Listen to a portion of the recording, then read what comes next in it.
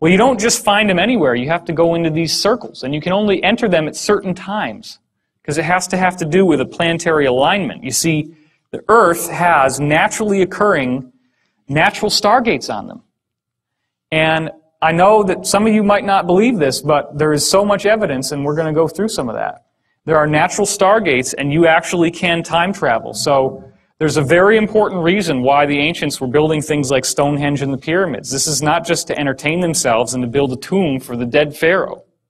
Okay, it's much more than that.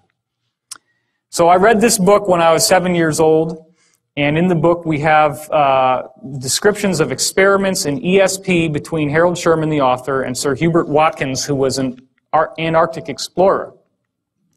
They documented some fantastic telepathy experiments. In one case, Sherman is sitting there in his room in LA, and he's tuning into Watkins, and he gets this pain in his head, and it hurts a lot. And so he writes down, okay, pain in the head.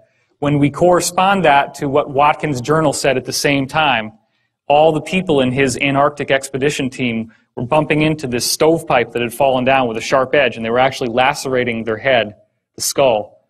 It will hit bleeding from that, and he was feeling the pain. Just like I said, there's an energetic transmission of the pain. Well, after Watkins died, the telepathy continued because they were so much in affinity with each other that he could recognize Watkins when he spoke. So Watkins is describing in some of these readings, I guess you could call them, what it took for him to get into Sherman's mind. And he said there was a nested set of spheres that he had to go through. And he had to find a channel to the center to get to the message to Sherman, which was not easy. That's why they call it channeling. Because, and I didn't go into this last time, but what really appears to be happening here is everybody knows about the system of chakras, the esoteric system of chakras. The chakras are actually different levels of your soul and different levels of where your thought processes and consciousness processes are happening. So as you go through these kundalini meditations, the idea is that you're supposed to raise the kundalini serpent. I was shown in multiple readings that the actual process of raising that kundalini is collapsing the chakras together into this set of nested spheres. Because when you do that, you focus everything into the one spot in your brain that we're going to go to here. So this is bringing all your chakras together and then finding that channel so that the entity that's trying to reach you, or your higher self, can get to the center. Because the center is where all the action happens. Why is that? Well, the center of your brain has a small gland in it called the pineal gland, which, as you can see here, it was called pineal because it's shaped like a pine cone. This is the exact geometric center of your brain. It's right here. And this, as we're going to see, is very important in ancient cultures. The Sumerians gave it a description, which you can see here, the little acorns on the top of the staff that he had. And there's also a little jobber up here. And what we found out from Dan Burrish is that these can be reversed. The cylinder seals can be flipped over. And when you start doing that, you see some very interesting things, like the eye in the triangle, and another eye in the triangle right here. So the Sumerians were hiding information. They were encrypting information in these seals. So this is the one we were just looking at. Here's your little pineal gland, and the other one up there. Well, look at this. Now, if you've seen Stargate SG-1, the first episodes, you remember the Goa'uld, the villains in Stargate? You remember how they had these helmets that went around their head that looked like a snake? That's the helmet. That's the Anunnaki. They were human-like people, but they wore these weird helmets in order to appear like gods to the primitive Sumerians they came to. And this is how they encoded the secret of what they really looked like inside this image right here. It only works when you put a mirror image on it. But then you also see he's holding all these pineal gland staffs, and he's got this seal over his head, and more symbols here. But it gets a lot more direct as we go on, and you're going to start wondering to yourself, why in the world are all these cultures focusing on the pine cone? This is Osiris, the lord of the underworld in Egyptian mythology. This is his staff, which, as we now know, this is the raising kundalini, the serpent, but it also represents DNA. And there on the top, as the kundalini rises, what are they looking at? They're looking at the pine cone. That's the junction point where all this energy comes together.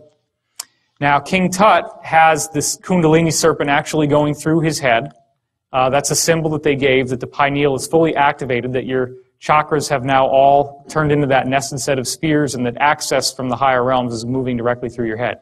And they believed he had that. Whether he did or not, we don't know. Here's the Babylonian god Tammuz, and as you can see, he's holding a pine cone. So once again, he's a very powerful god from that tradition, and you're seeing the same type of symbolism coming through. Then you go over into Hinduism, the goddess Shiva, the goddess of destruction, the breaking down of the old to purify the way for the new. What does her head look like? What does that hair look like? It's another pineal gland. And you've also got the redundancy with the symbol of the third eye, and you've got the serpent wrapped around her head. The same iconography once again. And it's so powerful in the Hindu tradition that even now it's common practice to wear a symbol of the third eye on your forehead if you're a woman, and they all have these various bindis, as they're called, that they can order and wear.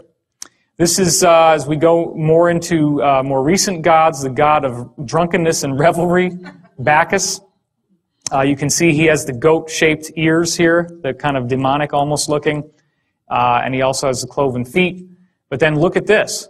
What's that? There it is again, huh? There's that pine cone. So once again, why do you think alcohol, hard liquor, is called spirits? Think about that for a minute. Because it opens the door to these influences. And the ancient people knew that. That's why they were called spirits. You've ever seen people who get like completely possessed when they're drunk and they just seem different, they seem a lot more negative? Well, negative entities in some cases seem to be able to grab hold through the pineal gland. And so they knew about all this. They knew that drunkenness and revelry opened up the pineal. That's why he's got it on the top of his staff. Dionysus, who is the usher through the underworld, the usher through death and rebirth, he's also got the pineal gland, the pine cone on his staff. So there's the same message yet again. And here's another image of Dionysus with a bigger pine cone. Well, let's not leave out Buddhism. Check that out, right? Same exact thing once again, the hair. That's another symbol of the pineal gland. And even the fact that it looks like a pine cone with these little, the way that they braided their hair. I mean, all this was done deliberately to honor the pine cone. So then there's a quote from the Bible, "The light of the body is the eye. If therefore your eye be single, your whole body shall be full of light." That's Matthew 6:22. Well, that's pretty weird, huh? Guess how the mainstream Bible scholars interpret this passage I told you yesterday for those who were here. They say, well, you just have to be single-mindedly focused on God the Father as your salvation. That's why it's one eye. You just want to kind of look at him. This is a single eye, and it makes your whole body full of light. Well, the Bible says God is light, so this is what's going on. It's your hyperdimensional gateway. The third eye, yeah. But surely we say, you know, even though maybe a Bible passage could be interpreted a certain way, it might not mean anything, probably doesn't mean anything. Surely the Vatican wouldn't follow something like this. That'd be silly. There's never any public acknowledgement of it, or do they? Well, check this out. This is the Vatican Square, and this is a gigantic statue of a pine cone. It's the largest statue in the Vatican, anywhere outside, except for this little ball over here, which we're going to look at closer in just a second. Notice the peacocks, which have a very kind of Egyptian feeling to them, like the ibis, right? The Egyptian ibis is a very similar type of bird. And what's this all about? What's that look like to you? Aha, that's an open sarcophagus, just like in the King's Chamber or the Great Pyramid. What does the open sarcophagus symbolize in the Great Pyramid? No more death. The transition into spiritual life, okay? So, this all has to do with, I'm going to start walking a little bit. This all has to do with the knowledge of the higher forces, sacred geometry. All this stuff focuses on the pineal gland, the pine cone. Now,